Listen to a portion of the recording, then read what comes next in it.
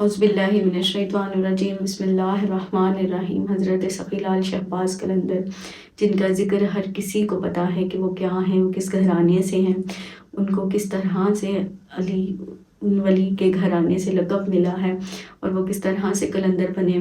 ہر کسی کو قلندر شہنشاہ کے بارے میں پتہ ہے، ان کو قلندر شہنشاہ بھی کہا جاتا ہے، سخی لال شہباز قلندر بھی کہا جاتا ہے۔ ان کو قلندر یہ اللہ پاک کی ذات نے عطا کی اور وہ مولا علی کے گھرانے سے ہیں، وہ حسینی ہیں۔ اس بات کے ان کے کچھ واقعات ہیں جو میں نے سنے اور مجھے بہت اچھے لگے، اور مجھے لگا کہ مجھے آپ لوگوں کے ساتھ بھی ان کے واقعات شیئر کرنے چاہیے، سنانے چاہیے، بتانے چاہیے، اور ان کے معنی جو ان کو مانتے ہیں، ان کے عقیدت مند ہیں، ان کے لیے بھی بہت خوشی اور مبارک دن آنے والے ہیں، کیونکہ شعبان کے مہینے میں ان کا عرس مبارک شروع ہو جاتا ہے۔ تو آج کی ویڈیو کو شروع کرنے سے پہلے آپ سے درخواست کروں گی کہ ویڈیو کو اینڈ تک دیکھا کریں، چینل کو سبسکرائب کیا کریں، ویڈیو کو لائک کیا کریں، کمنٹس اور شیئر ضرور کیا کریں۔ حضرت سخی لال شہباز قلندر یہ حسینی ہیں اور حضرت جعفر صادق علیہ السلام کے گھرانے میں سے ہیں۔ دیکھیں کہ حضرت سخی لال شہباز قلندر، اللہ پاک نے ان کا جب وہ پیدا ہوئے تو ان کا نام عثمان رکھا گیا، اور بعد میں ان کو یہ لقب ملا قلندری کا اور سخی لال شہباز قلندر کا، جب انہوں نے سیون شریف میں یعنی کہ سندھ میں آ کر اپنا قیام کیا۔ حضرت سخی لال شہباز قلندر بہت ہی خوبصورت تھے، اور ایک ہندو لڑکی سخی لال شہباز قلندر کو، قلندر شہنشاہ کو جب بھی دیکھتی، ان کے گھرانے میں پردے کا بہت زیادہ اہتمام تھا کہ عورتیں جب بھی گھر سے نکلتی تو ان کو ڈولی میں بٹھا کر لے کر جایا جاتا اور بالکل پردے میں ڈھک کر لے کر جایا جاتا۔ لیکن ان کے ہی گھرانے کی ایک لڑکی جو حضرت سخی لال شہباز قلندر کے دیدار کے لیے تڑپتی تھی، اسے یہ تھا کہ کسی طرح سے ایک دفعہ اس کو حضرت سخی لال شہباز قلندر کا دیدار ہو جائے، اور وہ ہمیشہ اپنے کمرے کی کھڑکی سے انہیں دیکھتی رہتی، لیکن آپ کا چہرہ مبارک ہمیشہ ہی نیچے جھکا رہتا، اس کو نظر نہ آتا۔ اس کی دیکھنے کی شدت، ان کے دیدار کی شدت بڑھ گئی۔ کہتے ہیں نا کہ جب کسی کے لیے دل میں محبت پیدا ہو جائے اور اللہ پاک کی ذات نے جب کسی کو صحیح راستہ دکھانا ہو تو رب تعالیٰ کی ذات اسے اپنے پیاروں سے جوڑ دیتی ہے۔ وہ لڑکی ہر وقت وہاں پر کھڑکی میں کھڑی رہتی، اور جب تک دو چار گھنٹے تک قلندر شہنشاہ وہاں پر بیٹھے رہتے تو وہ دیکھتی رہتی کہ کسی طرح سے مجھے ان کا دیدار نصیب ہو جائے۔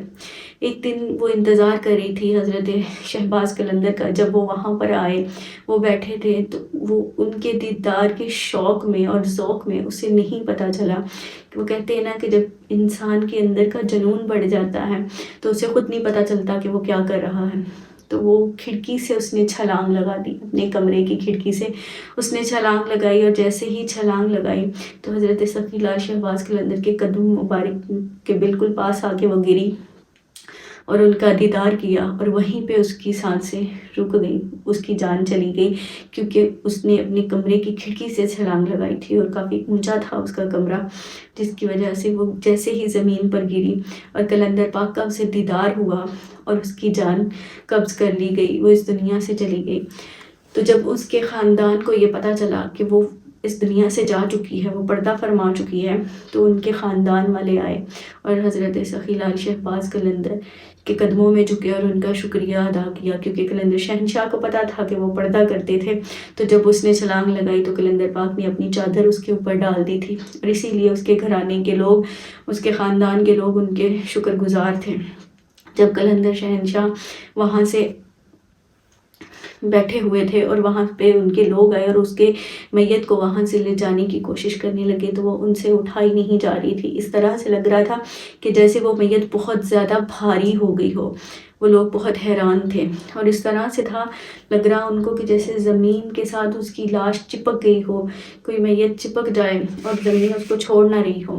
بہت کوشش انہوں نے کی، تو قلندر شہنشاہ نے کہا، کیونکہ وہ اس کو آخری جو ان کا ہوتا ہے وہ ان کو جلاتے ہیں یا جو کچھ بھی وہ کرتے ہیں ہندو، انہوں نے وہ کرنا تھا، تو وہ لوگ اس کو جلانے کے لیے اٹھائیں اور ان سے اس کا جنازہ نہ اٹھایا جائے۔ تو قلندر پاک نے کہا کہ ایک بات، اس کا جنازہ نہیں اٹھایا جائے گا، اس کی میت کو تم لوگ نہیں اٹھا سکتے۔ وہ لوگ اور پریشان ہو گئے کہ پتہ نہیں اس سے کون سی ایسی خطا ہوئی ہے، کون سا ایسا گناہ سرزد ہو گیا ہے جو کہ اس کی لاش نہیں اٹھائی جا رہی۔ تو بہت سارے لوگ باتیں کرنے لگے. لوگوں کا ہوتا ہے نا جہاں پہ چار اکٹھے ہو جائیں باتیں ہونے لگ جاتی ہیں. وہ لوگ باتیں کرنے لگے کہ یہ پتہ نہیں کیا ماجرا ہے، اس سے کون سی ایسی غلطی ہوئی تھی، کون سا ایسا گناہ ہوا تھا جو اس کی یہ لاش نہیں اٹھائی جا رہی. قلندر شہنشاہ نے کہا بات گناہ یا ثواب کی نہیں ہے، ایسا کچھ بھی نہیں ہوا. اگر تم لوگ یہ ارادہ کر لو کہ تم اس کو جلاؤ گے نہیں، اسے دفناؤ گے، تو اس کے یہ لاشا تم سے اٹھایا جائے گا. انہوں نے ایسا ہی کیا. انہوں نے ارادہ کر لیا کہ وہ اس کو دفنائیں گے، جلائیں گے نہیں، تو اس کی جو لاش تھی وہ اٹھائی گئی. کہتے ہیں کہ آج بھی سندھ میں اس ہندو عورت کی قبر موجود ہے جسے سخی لال شہباز قلندر نے جلنے کی بجائے دفنانے کا حکم دیا. تو ان کو دفنایا گیا، اور اس وقت جب انہوں نے اٹھایا اور ان سے وہ لاش اٹھائی گئی، کیونکہ پہلے وہ سب لوگ دیکھ چکے تھے کہ کس طرح سے زمین سے وہ اٹھائی نہیں جا رہی تھی، تو بہت سارے ہندو لوگ حضرت سخی لال شہباز قلندر کی بدولت کلمہ پڑھ لیا اور مسلمان ہو گئے، ایمان لے آئے.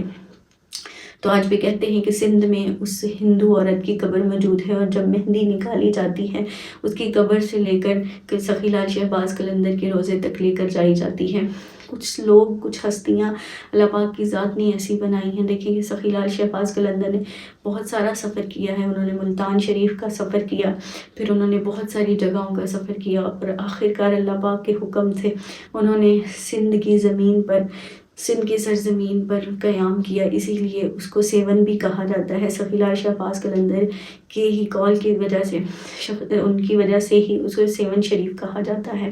سفر کے دوران جب حضرت سخی لال شہباز قلندر سفر پہ ہوتے تھے تو ان کی ملاقات حضرت ابو علی قلندر سے بھی ہوئی. وہ بھی قلندر تھے اور سخی لال شہباز قلندر بھی قلندر تھے، تو ان سے بھی ان کی ملاقات ہوئی. ان کے بہت سارے واقعات ہیں. دیکھیں کہ جو اللہ کے ولی ہوتے ہیں اور اللہ کے ولیوں سے جو محبت کرنے والے ہوتے ہیں، جو ان کے اوپر عقیدت مند ہوتے ہیں، جو ان سے عقیدت رکھنے والے ہوتے ہیں، وہی سمجھ سکتے ہیں. 15 شعبان سے 18 شعبان تک ان کا عرس مبارک ہوتا ہے، اور ان کے روزے پر نوبت بھی بجائی جاتی ہے. اللہ پاک کی ذات ہمیں تمام آل رسول سے اور ان کی آل سے اور تمام بزرگان دین سے ہمیں شفاعت حاصل کرنے کی توفیق عطا فرمائے. ہمیں ان کے راستوں پر چلنے کی توفیق عطا فرمائے. ہمیں سیدھا راستہ دکھائے، اور ہمیشہ اللہ پاک کی ذات تمام مومنین کو صراط المستقیم پر چلنے کی توفیق عطا فرمائے. بہت ساری دعاؤں میں یاد رکھیے گا. ویڈیو کو لائک کیجیے گا، چینل کو سبسکرائب کیجیے گا. اللہ حافظ.